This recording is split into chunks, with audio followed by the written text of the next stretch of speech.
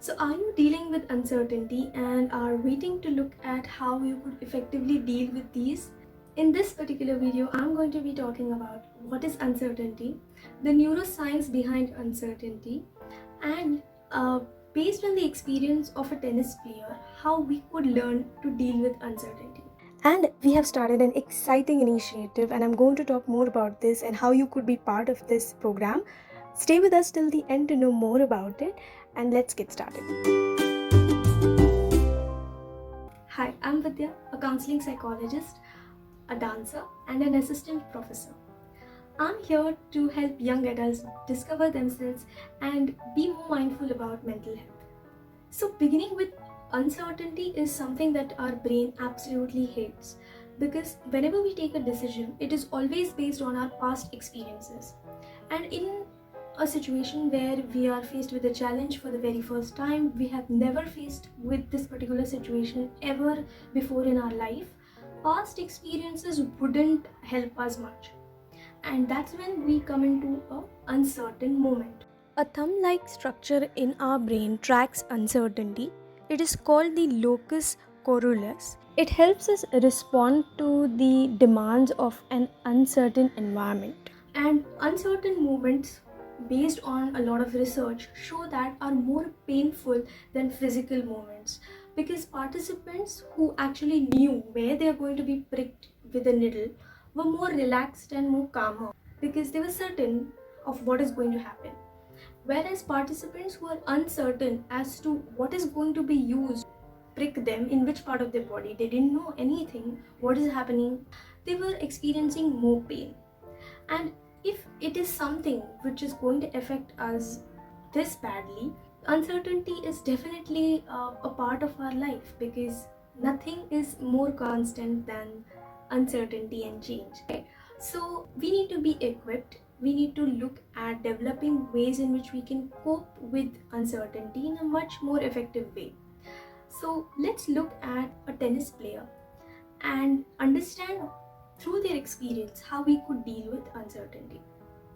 So if you watched a tennis player in a particular match on television, you would have observed a behavior where they are getting their body, their legs, their muscles ready to either go on the left hand side, right hand side, or stay put.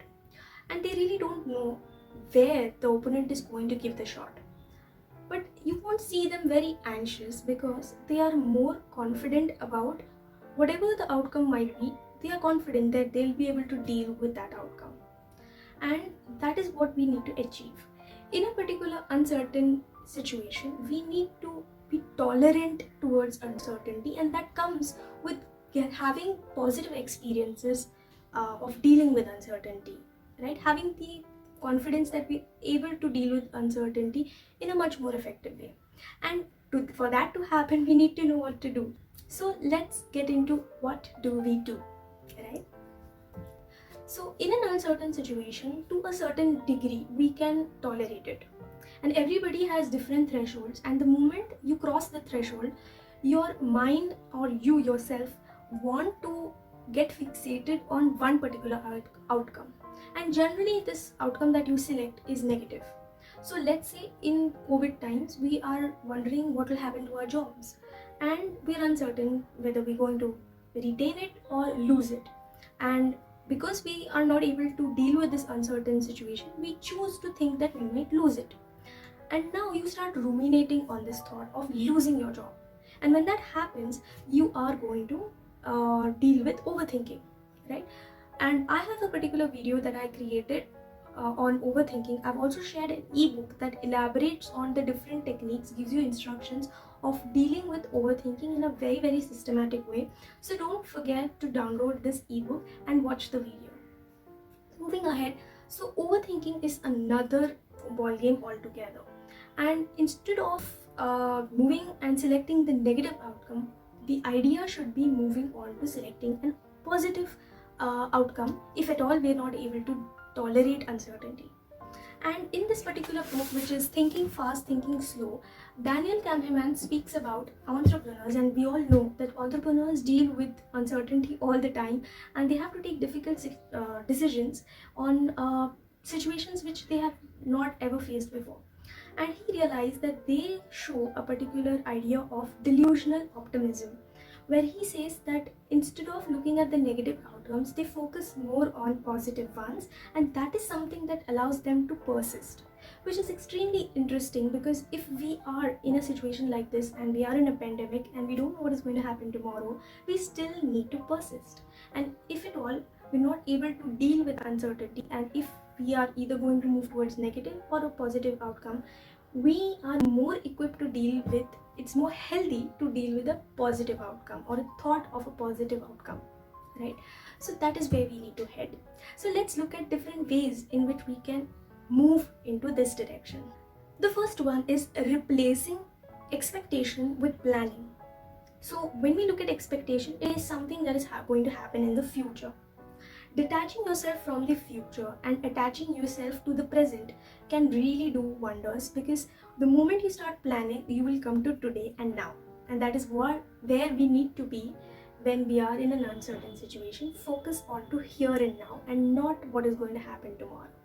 The second is in my previous video where I spoke about stress, how to deal with stress in COVID times, during COVID, and I spoke about two powerful strategies, and one of the powerful strategies that I spoke about was mindfulness, right? Observing all that you feel and the thoughts that you're going through without engaging in it, without involving yourself, investing a lot of energy into the emotion, rather just letting it pass. So that is what we need to do in an uncertain situation as well. Become an observer to whatever you're experiencing, feeling, and let it go past. So imagine it to be a river and all these thoughts are just passing by. So that helps you stay in the present and accept this particular uncertain situation. Here in this particular video where I spoke about these two powerful strategies, I also shared an app that you could make use of. So don't forget to watch this video to know more about it. So the next is getting confident about the abilities and coping skills that you have to deal with uncertainty, and therapists can come of great use or help, because we are equipped to teach you to develop these skills in a very systematic manner. So consider visiting them to get more equipped to deal with stress, to deal with anxiety, and you don't have to wait till you're faced with these scary situations. You could go there to avoid experiencing these emotions altogether. So consider visiting a psychologist, a therapist, or a counselor. The other interesting way to look at it is not look at a very far event. So what is going to happen after a year or a 6 months period, because it will add to your anxiety. You don't know what's going to happen. So detaching yourself from looking at too far away and looking at present more and focusing on now. Reasoning uncertainty. So looking at the data, how many people are getting affected, how many people are dying, and what is going on. Looking at all the statistics will never allow you to get rid of what if questions. And it can be a vicious cycle of which you will not be able to come out of. So rather not engaging in rationalizing or reasoning out your uncertainty and letting it pass through and embracing it is more important. So if I'm telling you to not indulge in rationalizing uncertainty and embracing uncertainty, what I mean is, if we can imagine a tree in a storm, the tree that is actually resisting uncertainty will be for sure going to get destroyed. So if we are in an uncertain situation and we're going to resist, deny it, not try to deal with it or move away from it, we might actually be resisting it, and it can lead us to very stressful situations and might deteriorate our mental health to a great extent. Rather, look at a tree and take inspiration from the tree in a storm, which is actually flexible and adapts to the changes around it and doesn't succumb to the storm. So we need to get inspired by this tree and be more flexible to deal with new challenges and adapt to new circumstances and changes in our lives. So hop on to the 30-day mental health challenge that we are running on our Instagram page, because it might be very difficult to deal with all the overwhelming situations and get motivated and do whatever you're doing today. And dealing with your mental health can be a great deal of not knowing what to do, right? So hop on to this challenge. We share one task each day and ask people to share their experiences. There have been a lot of positive feedbacks on how it's helping them. Doing something together is always better, always is easier. If you think this is interesting enough, if you feel that you want to be part of this challenge, join us on our Instagram page and you'll find it is in the description box below. So in this video, we looked at how uncertainty is more painful than physical pain, the involvement of locus coeruleus, and how we need to embrace uncertainty and be more flexible. And if you want to know more about uncertainty and how we experience pain on a neural level and more on all of these high end information, you can find the links to those blogs in the description box below. So if you like this video, don't forget to like, share and subscribe to our channel for more informative videos. Thank you.